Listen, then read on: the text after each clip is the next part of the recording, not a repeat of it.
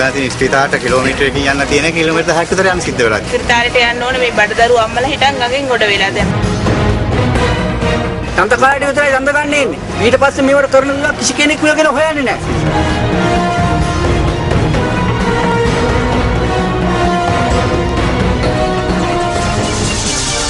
Good evening and welcome to Primetime News on MTV Sports.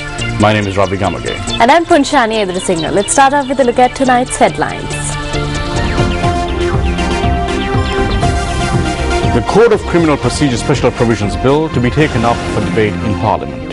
මේක ත්‍රස්තවාදී කාලේ තිබුණේ නැහැ.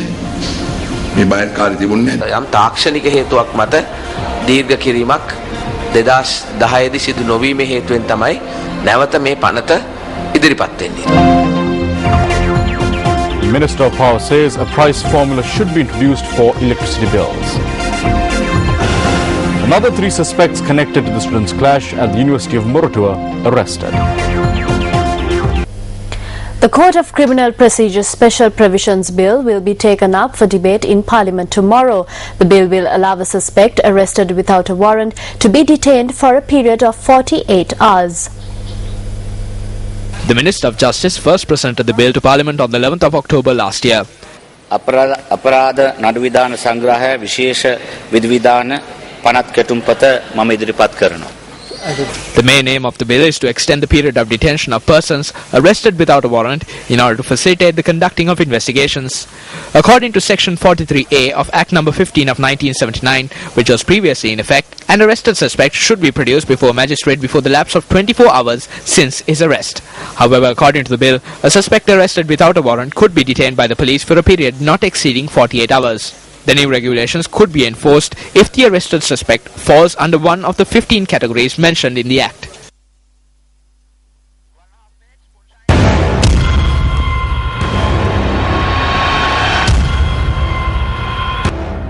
Murder, culpable homicide not amounting to murder, attempt to commit murder, kidnapping or abduction to commit murder, kidnapping or abduction with the intent to wrongfully confine a person, kidnapping or abduction with the intent to wrongfully subject a person to grievous hurt, concealing or keeping in confinement a kidnapped person, rape, theft, preparations having made to cause death, robbery with attempt to cause death or grievous hurt, attempt to commit robbery when armed with a deadly weapon, an offence committed with the use of explosives, an offensive weapon or gun, attempt to commit any of the above offences, abetment in any offences mentioned above, conspiracy for the abetment or commission of any of the offences mentioned above. Meanwhile, issuing a media release recently, the Bar Association of Sri Lanka said that it is seriously concerned about suspects being tortured while in police custody. It notes that the BASL supported the bill in order to combat the unprecedented steep rise in crimes in the country. The BASL hopes that politicians and the police would not abuse this power.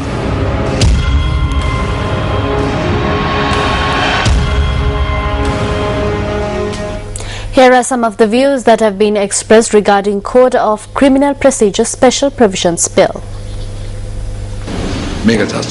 This did not exist even in the time of terrorism. This did not exist in dangerous times. They are trying to introduce these laws now. At the beginning, as democratic parties, we are opposed to this. This is not, of course, this is not something new. This procedure has been followed in this country since 2005. So accordingly, since 2005 till about 2009 or 10, this was extended. But due to a technicality, due to some reason, it could not be extended beyond 2010. So that is how this issue came up, and that is why we had to submit it, resubmit it to Parliament for amendment.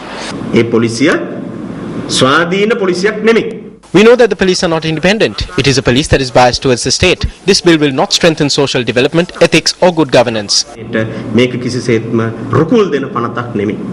This procedure has been followed in this country since 2005.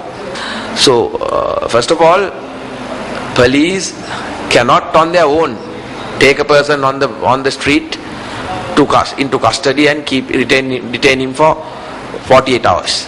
I believe that rather than allow them to detain suspects for 48 hours before producing them before a magistrate, it will be better if provisions are made to produce the suspect before a magistrate and then ask to be allowed to detain them for another 24 hours. Procedure is you have to essentially, before expiration of 24 hours, produce him before magistrate, and police has to satisfy the magistrate the fact that this person is taken into custody relating to an offence stipulated in the schedule, and that the police require another 24 hours to go into the investigation. In the event of public unrest, who will interpret this? It will be interpreted by the Attorney General and the police. This bill will be used to suppress demonstrations and opposition against the government.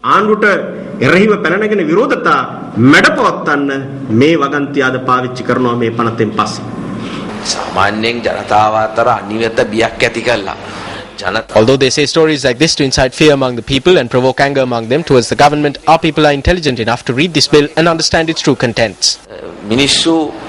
පනත පැහැදිලිව කියව බලන තරම් බුද්ධිමත්. මේයි ආණ්ඩුවට මේ වෙලාවේ මේ වාස්තු වෙන්නේ. මෙතනට තත්ත්වවාදයක් නැහැ. දැන් තියෙන. Why does this government need this at this time? There is no terrorism in the country today. It is not LTTE terrorism that is prevalent today, but the terrorism of persons who have taken up firearms and poles. Thereby we think that at a time when the problems of the people's day-to-day lives are aggravating, this is being introduced with a view to oppress the people. The members of parliament can at the consultative committee and at the debate they can propose their amendments. So at the end of the day, subject to such amendments, this can be passed by the parliament by majority. At this stage, what we need is to ensure and demonstrate to our investors here, investors overseas, for the benefit of the people of this country, to come to Sri Lanka and invest on the basis that Sri Lanka is a country where rule of law, justice systems operate according to the best accepted practices globally. In such a state, what we need in this country is it to expand further areas of changes in law that restricts democratic rights. There is a human right version, that is where LLRC recommendation Article 5, it is specifically saying if any suspect arrested immediately you have to produce before a magistrate. But when you are asking for another 48 time period, there can be some questions coming in United Nations Human Rights Council, and therefore we have to have some counter arguments why we are keeping for another time period. According to the facts and figures, to complete 24 hours it is not sufficient to complete the police investigation. In that case, what you have to do, you have to see certain other aspects, whether how you collect evidence and also trust and confident with the public and using the SOCO teams in a respectable manner. These are not ordinary offences. These are high-tech offences in the modern world. So in order to prevent things such as computer crime, we have to amend our laws. කංජ තෙල් වලටත් විදුලි ගාස්තුවටත් ජනතාවට කාටත් පිළිගත හැකි මිල සූත්‍රයක් අවශ්‍ය කරනවා. හැමදාම ඉඳන්නේ හැම තෙල් වලම අපි කරන්න ඕනේ. In other local news, appearing on behalf of the Attorney General, Deputy Solicitor General Shavindra Fernando asked the Supreme Court today to take up 4 petitions seeking that the impeachment process of former Chief Justice Dr. Shirani Bandaranayake be nullified before a full bench of the court. He requested that these petitions be referred to Chief Justice Mohan Pires. The Deputy Solicitor General made this request of the 3-member bench comprising of Justices Nimal Gamini Amratunga, P.A. Ratnayaka and Eva Vanasundara with regard to 4 petitions filed by the Bar Association of Sri Lanka, Chandragupta Tenuwara, Mahinda Jayasinghe and Janaka Adhikari. Lawyers representing the petitioners objecting to this request said that a 5-member bench could not be appointed to resolve the legal arguments submitted through the fundamental rights petitions. The lawyer lawyers said that this is because Chief Justice Mohan Peris was not appointed in accordance with the law. The fundamental rights petitions say that Standing Order 78A of Parliament, under which the Parliamentary Select Committee was appointed to examine the impeachment motion, is not a law. The petitioners seek a determination from the court that the standing order is inconsistent with the Constitution and a declaration that as such the Parliamentary Select Committee is illegal. Lawyers representing the petitioners claim that Dr. Shirani Bandaranaike is still recognized as the legitimate Chief Justice of the country. They added that they would accept any verdict given by the Supreme Court or the Court of Appeal in this regard.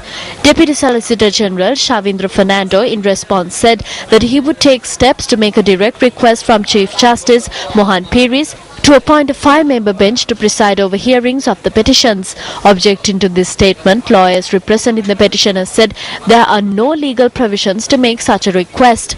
After considering the submissions made, the bench ordered the Supreme Court Registrar to submit documentation on the cases to the Chief Justice if and when he makes such a request. President's Counsel Ikram Mohammed and attorneys at law M.A. Sumandiran, Viran Korea and Suren Fernando represented the petitioners. In business news tonight, Minister of Power and Energy Champika Ranawaka says that if losses are to be minimized, then a price formula should be introduced for electricity bills as well. Meanwhile, speaking at an event held today, Deputy Minister of Finance and Planning Dr. Sarath Amnugama too pointed out that a change in policy is required if losses are to be minimized. If those who are able can remove themselves from the main electricity grid and create their own clean energy grids, then it will be much easier for us to make electricity billing more convenient. Because what has happened now is that there is increased demand for electricity among a limited group and everyone has to bear this burden. Today there is a price formula even for the private buses operating on the roads. There is a price formula for gas. Therefore, if we are to move forward as a country, we should introduce a price formula for electricity and oil which everyone can accept, rather than suddenly increasing electricity prices by 4 or 5 rupees and petrol prices by 25 to 30 rupees. කංජ තෙල් වලටත් විදුලි ගාස්තුවටත් ජනතාවට කාටත් පිළිගත හැකි මිල සූත්‍රයක් අවශ්‍ය කරනවා. Meanwhile, speaking at the launch of the new Public Utilities Commission website, which enables complaints to be lodged electronically, Deputy Minister of Finance and Planning Dr. Sarath Amnugama expressed these views. It is my strong opinion that the Ceylon Electricity Board must change its policies. Small and medium-scale power plants must be initiated and they need to establish a policy. It should be privatized. This policy of hoarding everything and functioning in a loss-making and inefficient manner must change. රටට පාඩු කරන මේ ප්‍රතිපත්තිය වෙනස් කරන්න ඕනේ. හැමදාම ඉඳන්නේ හැම කේල්වලම අපි කරන්න ඕනේ. In the end, the inefficiency of the state corporation is reflected in the red notice issued to consumers. We must come to the opinion that if we cannot compete, we must depart. And the first phase in this is the Regulatory Commission. තරඟ කරන්න බෑ නම් අයින් වෙන්න ඕනේ. අන්න ඒ මනසට අපි යන්න ඕනේ. මේ නියාමන කොමිසම ඒකේ පළවෙනි පියවර